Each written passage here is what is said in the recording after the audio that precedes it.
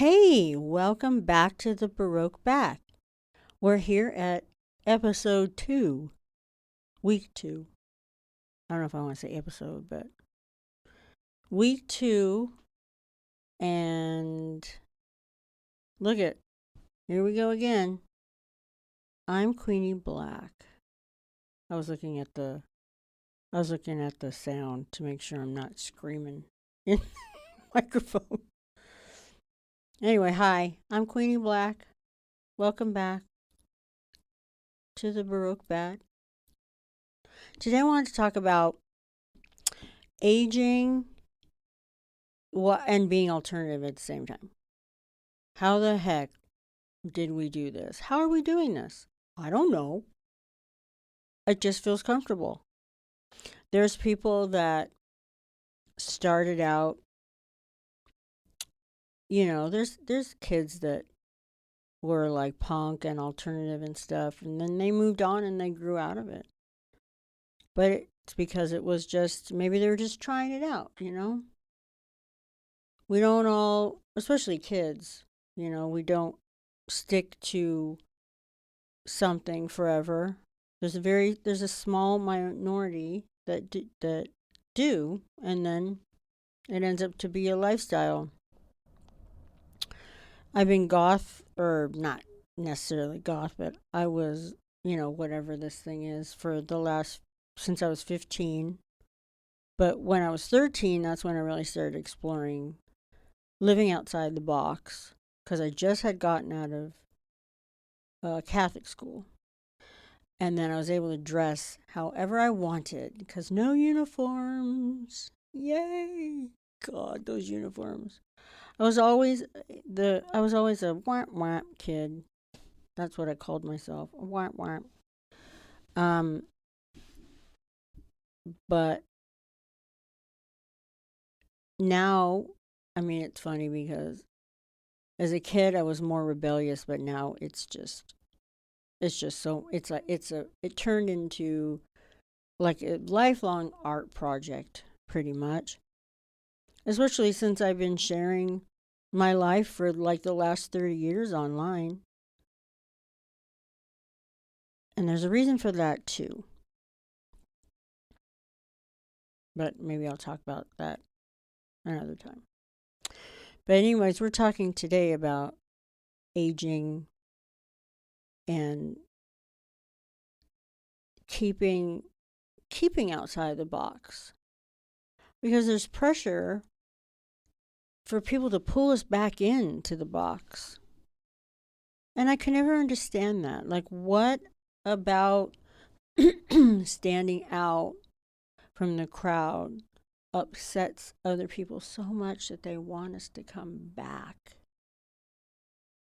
Like, what is it? Is it the fact that it's something they've always wanted to do, but they're afraid? They have fear to stand out? Or is it that there's people that genuinely think that we're ridiculous? Which I believe there are a lot of people that think we're ridiculous. And I don't understand it. This feels so comfortable to me. I tried being normal after my daughter was born. I think it was about 27 till about 30. No, I think I tried it for a couple years. And I just was miserable. Absolutely miserable. Hated it. Disassociated for a second. I went back in my memories for a minute. But the reason why I was trying to do it was because so things were different, but they are. I'm hearing from younger people that it's still pretty much kind of the same. That you have people in your life saying, "Why are you dressing like that? Are you a witch?" Anyway. I lost my train of thought. The train left without me. There goes my train of thoughts. Choo choo.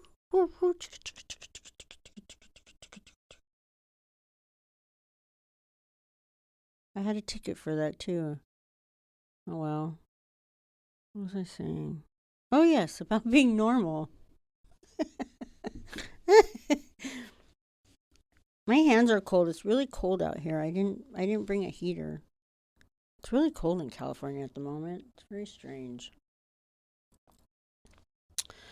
So, anyways, yeah. I mean, I'm sure that you've experienced it too, where, why are you dressing like that? And you're like, and literally, I remember in my head thinking, I don't know. I mean, for me, it started, of course, in the music. I was totally into, still in, death rock music, and I still kind of like some punk, but it's too aggressive for me now. Like I can't. I just can't. Oh, my brain. I can't do it. Every once in a while. I got into more goth because I found that to be more on the artsy side. Like the punks and stuff were out there in the streets and doing stuff, and I was in my room crying and drawing and listening to music. Oh, the music just grabbed onto my soul, like especially just the dark bass, because I've always liked the dark bass of life. Starting as a kid, you love the monsters and Dracula and Frankenstein, you know. And then to find that to find that in a version in music, like the feeling that gives you in music, and then self-expression through fashion was just, I was like, this is it. This is my happy place. The sad place is my happy place. But people tried to pull me out of it so hard. And I did that's what I was rebellious against, like, why are you trying to pull me out of something that makes me feel comfortable? Well, because you're a weirdo and you look like a weirdo. But I don't feel like a weirdo. You make me feel like a weirdo. But deep down inside, I didn't feel like a weirdo.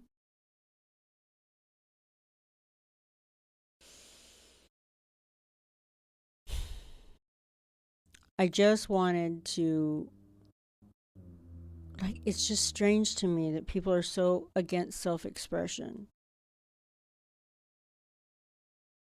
I wasn't hurting anybody. I was trying to do something that made me not want to hurt myself. You know what I mean?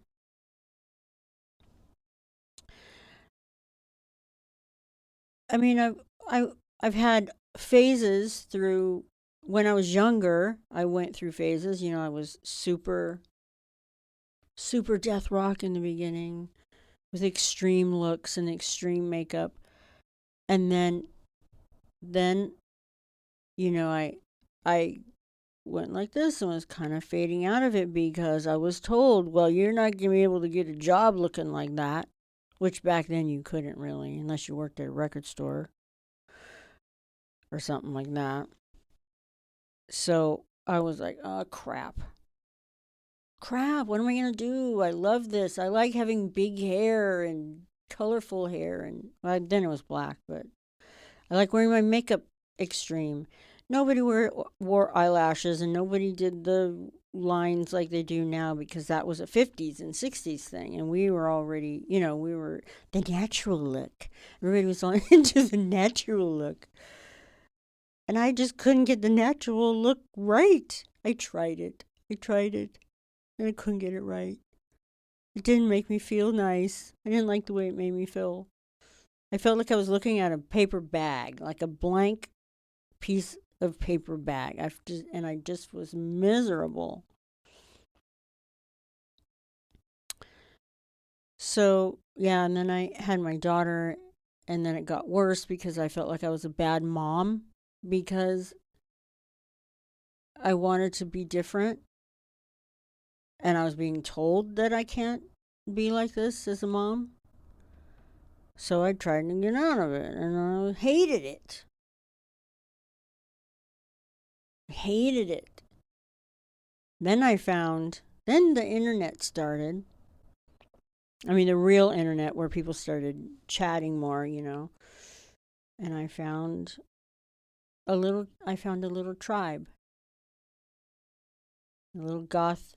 There was the alt goth bulletin boards and AOL rooms and stuff. And I went, oh my God, my people, I'm finding my people again.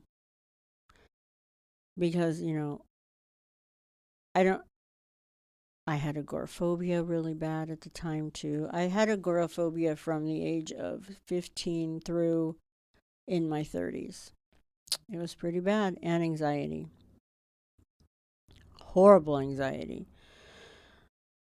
But that's in one of my other videos, that how I controlled it.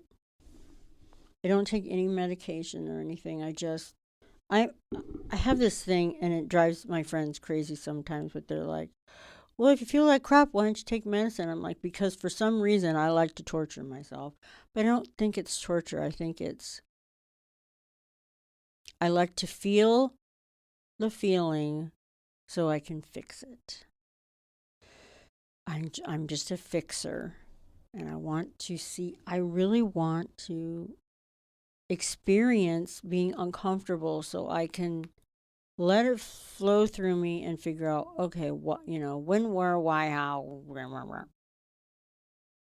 Anyway, so let's go back to the being a mom. Being a mom and wanting to look like this. Especially back, so this was in the 90s. My daughter was born in 92. It wasn't a thing.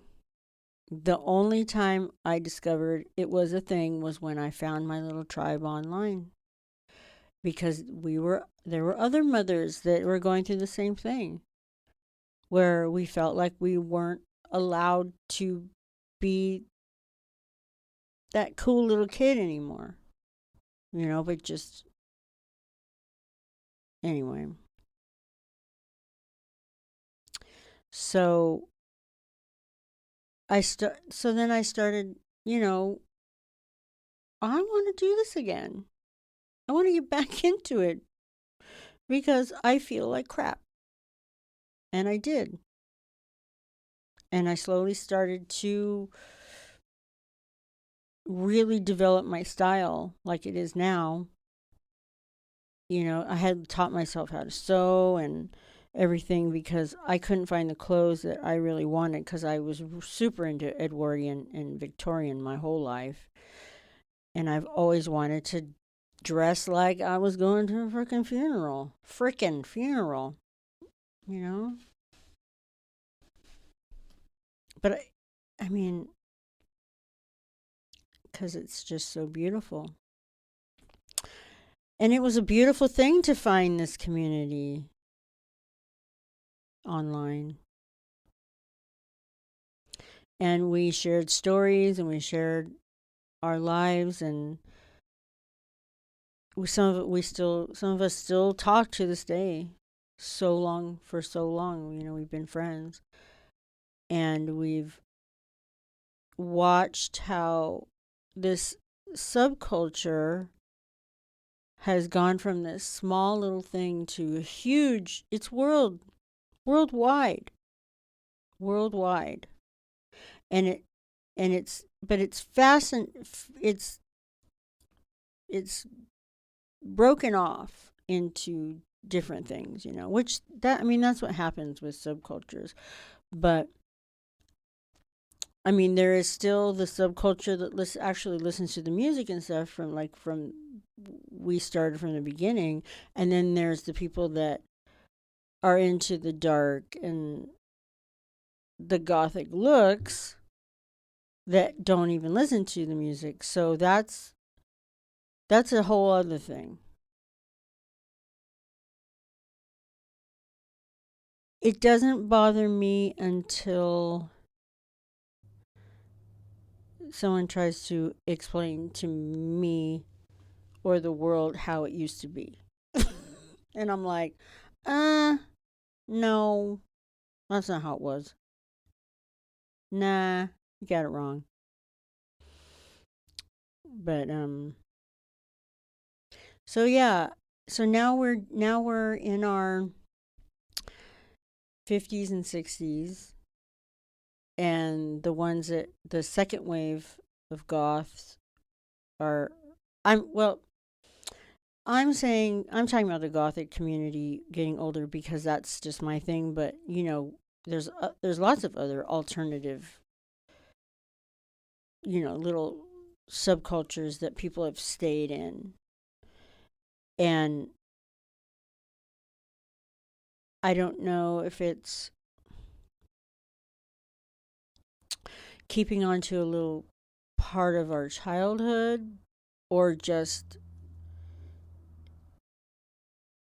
I don't know. Yes and no. Like I personally,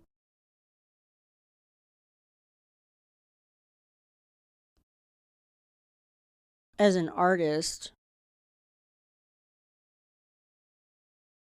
I just get to live outside the box all the time.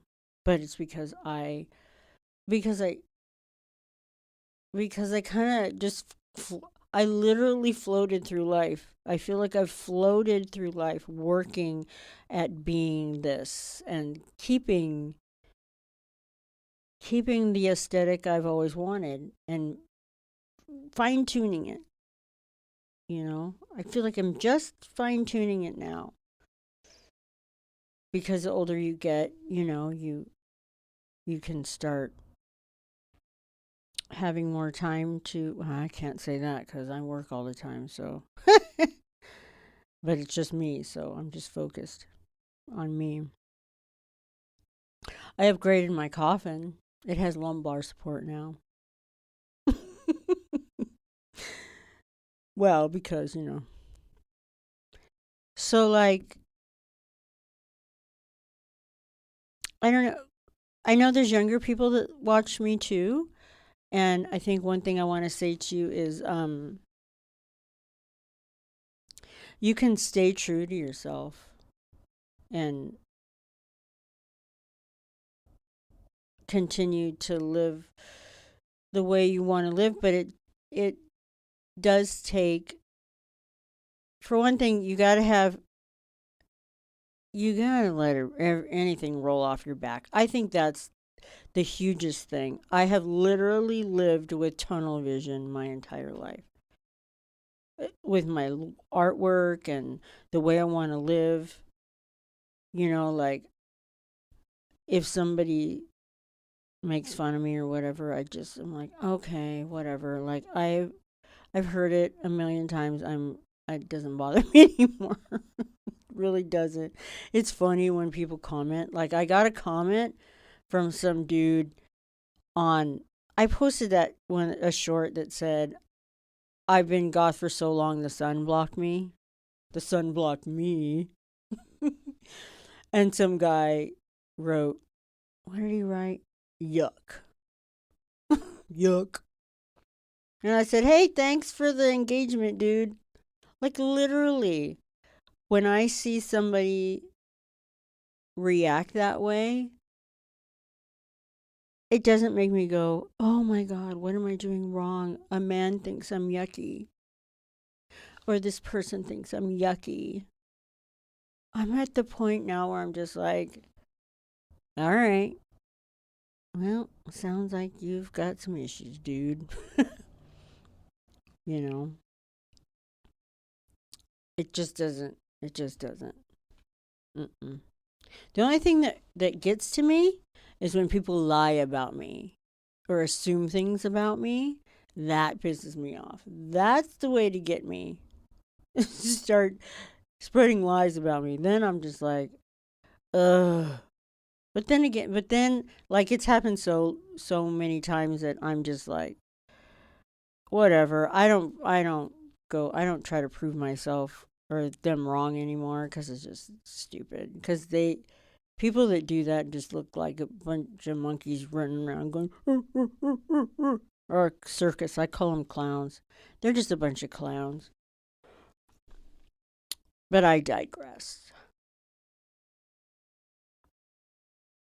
So, yeah, so we're like talking about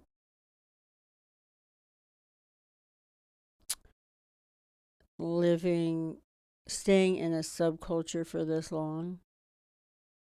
It's pretty amazing. It's pretty amazing how it's come, like, they come back around. But it's not surprising, because the ones that end up working in the advertisement agencies and fashion and music and stuff were are the artistic kids, and the artistic kids were usually in the alternative life, you know? And so they end up getting jobs, in high places that influence people. Or like, with the internet, the younger people have seen us sharing our lives for so long, and they're like, "Hey, that's really cool. I want to try that." Yeah, go ahead. Like, but don't tell me the way it used to be. Okay, just don't tell me. Don't tell me. I kind of feel like I've always been outside of a subculture anyway. Like I love the community and stuff, but I've always felt like I still feel like a loner within the subculture. But I think maybe we all kind of feel that way too. But it's good to know. Like I don't know if any of you feel like loners, like maybe you're not doing it right. It's not has nothing to do with not doing it right. You can be in a subculture without looking extreme. I don't look extreme. I look extravagant maybe, but I don't look extreme. Like, I think that they have to be so extreme with their makeup because just wearing black isn't extreme anymore. Or coloring your hair isn't extreme anymore. So you have to be how much more extreme can I get now to get attention? If you're doing it for attention though, are you really feeling it? You might have people that want you to snap out of it, get with it, grow up. It's like, well, I I am grown up. I own a house and I pay my taxes and I run a business. I run a freaking business. But I'm able to look like this at the same time and have you know, it's me. This is me. Deal with it, right? This is you. Deal with it. The way I look isn't shocking anymore. I mean, it's not for the internet anyway. It might be if I was walking down the street like this in real life, but it it's kind of like, that's a relief that I can finally live this way without relatives or anybody telling me that it's wrong. I mean, yeah, you have you get the couple comments every once in a while, like that dude. So now here we are, older, and the, people are still going out dancing, going out to clubs, and we've got 70-year-olds in the clubs and stuff. I haven't gone, and I thought I was going to be able to start dancing again and having fun, but since going full time with my business, I'm like, I don't go anywhere. It's just it's just so interesting to me how some of us stand out stand out from the crowd without purposely wanting to do it. What about me doesn't want to wear jeans and a t-shirt? I mean, absolutely no disrespect to anybody that wants to wear jeans and a t-shirt, but I've tried it and it makes me feel so uncomfortable. I feel wrong. It feels wrong. Like like I said, like I'm just wearing like a paper bag or something. Even going to concerts, you wouldn't think, okay, I try so hard. Like, okay, I'm going to wear this nice outfit to go see The Cure. And then, as my friends and I are there, who are dressed pretty much the same as me, amongst our peers, that we all like The Cure, right? The Cure for us, though, we heard it before probably most of the people that were there. You know what I mean? Because like the death rockers and the goths heard this music before the masses did. So we remember it when it was really small, and when they first started out and stuff, before they became more popular. And so here we are, the actual death rockers or goths going to see The Cure, and this guy, we were at the Hollywood Bowl, and this guy said, it was a Halloween. And I just turned around and looked at him, and I just freaking stared at him. Um, Sir, you do realize that you're here to see a man who has hair that looks like he stuck his finger in a light socket, which I got my whole entire life. It looks like you got your hair done. Not my whole life, but when I was a kid. With red crooked lipstick, and you're probably going to just enjoy the heck out of it and have so much fun, and yet you ask some people dressed in black if we're here because if it's Halloween. See, stuff like that I don't understand, because you're allowed to be outrageous and eccentric only if you are ultra successful and like have millions of record sales. That's the thing that the other thing that always kind of boggled my mind. Huh? So regular people aren't allowed to be expressive, and we have just grown up and stayed the same. Well, we didn't say the same, but you know what I mean. You get it, right? And I'm sure a lot of you that are watching me vibe with this. And there's younger people that I'm just telling you, be prepared. It's going to happen. Live like we all have this incredible gift of life. And some of us just want to be more loud in our appearance, or, you know,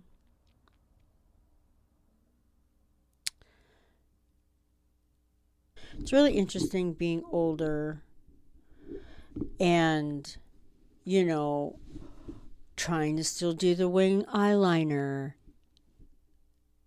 And do you know how long it takes me to put my makeup on now? Oh my God. Oh my God.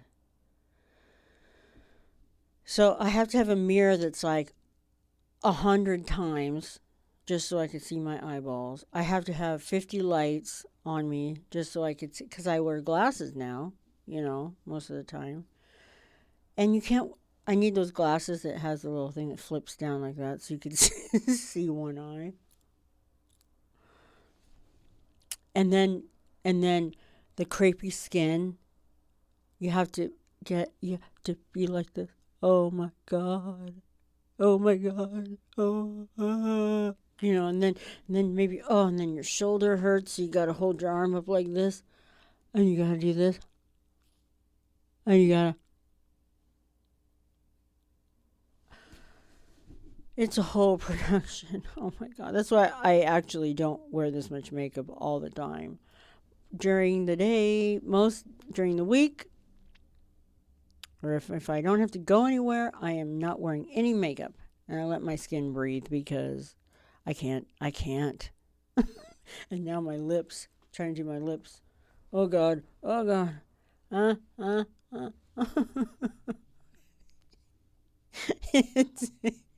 And then you got to do your hair, and you're just like, oh, okay.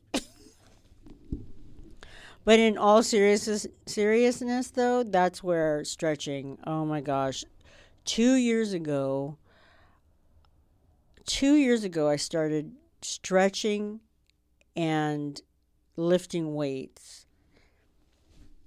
along with my treadmill every day, 5 days a week, because I fell in the bathtub and I broke my rib. Oh, I've hurt myself so many freaking times you don't even know. I never go to the doctor or whatever. I'm just like the Black Knight. I get things chopped off and they just grow back. I don't care. But so I added the weights and the stretches, and that helps, because I realized one night when I tried to turn into a bat and I pulled a hamstring.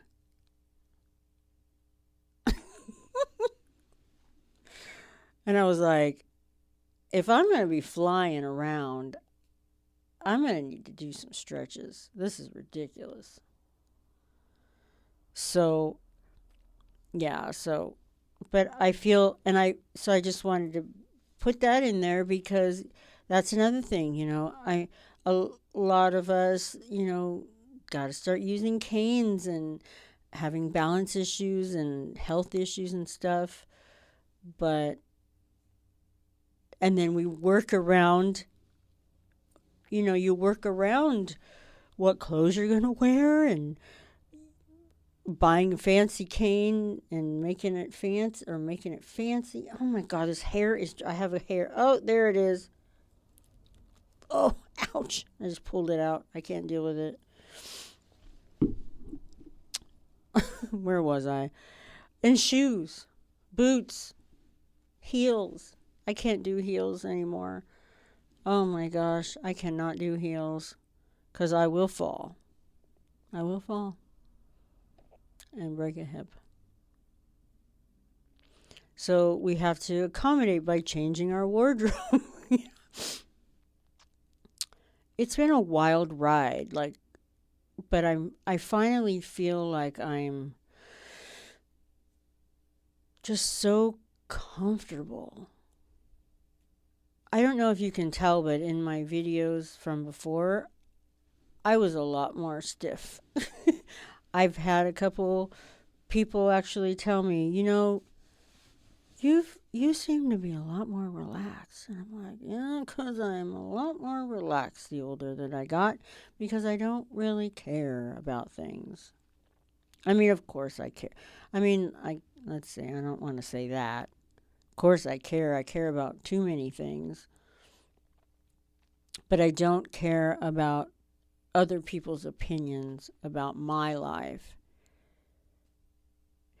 And I think that's so we go from young kids with no self-esteem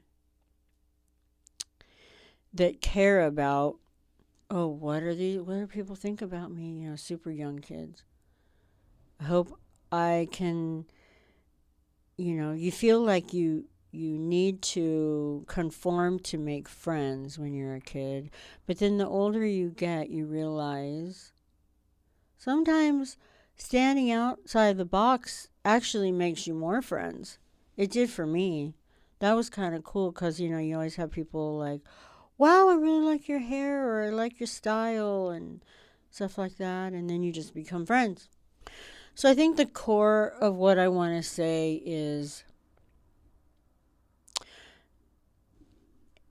aging doesn't mean that you have to lose yourself. It could just mean every decade you can elevate to something even more fabulous. And then one of the cool things about Generation X, especially, is we were able to craft these lifestyles without seeking approval. So we were, it's like now people seek lifestyles maybe to get approval. Like maybe if I look this extreme, people will like me. But that's what we started out doing it because it's something that just made us feel comfortable. I mean, obviously there's probably people the same now, but that's why, okay, maybe that's why I do things and I don't care if I have a gazillion likes or not. I don't care. I just want to do it. It's just fun to do. It's fun to dress like this, and I don't do it. I've like I do things without showing people. There's lots of things I do without showing people. But it's also fun to share your creativity and how you view the world. I mean, you don't have to, but I like to. And one reason why I like to is because I did have the agoraphobia and anxiety up until my 30s, and I was terrified of everything. And then once I overcame that fear, I was like, I am living my life, and I want to show people how you can live your life even after going through so many things. I have been through so many things. It's ridiculous. If you're not living in the box that they tell you to live in, this little IKEA house or whatever, you're rebelling against, oh, now we're going to, oh, what's on my hand? This year, the color of the year is chartreuse. The color of the year, and this year nobody's wearing that. They're wearing this year. And this year, if you wouldn't be caught dead wearing that or listening to that or driving one of those, that part blows my mind. Okay, so that's where I guess I still have the rebellious spirit then because I'm rebelling against that. I don't like being told what to do. Oh, boots of the week. I didn't do any song of the week, did I? Boots of the week. I don't know if can you see these? These are Western. They're not ropers. I forgot what they're called. What they call them? I forgot. But they have like a leaf on the side. embroidered pink. And I found them on eBay for $30. I have a knack for that. I have a boot fetish. So boots that here, let me put my boots up here. Boots that lace up and don't have a zipper. So thanks for joining me this week. I have another funny Portraits Without Looking coming on Friday. One of my favorites. Can't wait for you to see it. I really, really hope that you had a good week and that you have a good week this week. Remember that even when you feel like things aren't working out for you, they're working out for you, but you have to say it out loud. Everything is always working out for me. That's a mantra. That's my mantra. Everything is always working out for me. Everything is always working out for me, even when they're not working out. But that's when you need to do it the most. Don't be afraid to live outside the box. Don't be afraid to be yourself. Be yourself within reason. Don't be a hole.